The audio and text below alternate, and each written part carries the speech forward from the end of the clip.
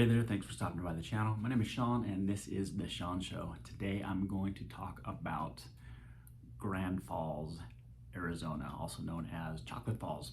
It's in northern Arizona, about an hour away from Flagstaff. And the reason we went there is because we had to drop our daughter off driving from Southern California to northern Arizona. And we always look for things to do along the way or once we get to a destination. One of the things that we found was Chocolate Falls. And again, it's only about an hour or less from Flagstaff.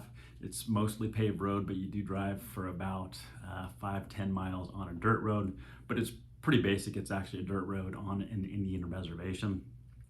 And it's pretty cool. One thing to notice when you see the video up towards the top on the bluff on the other side, there's actually a van up there, and it just gives you an idea of how massive this thing is. It's actually about 180 feet tall, all told, and it's actually bigger than Niagara Falls.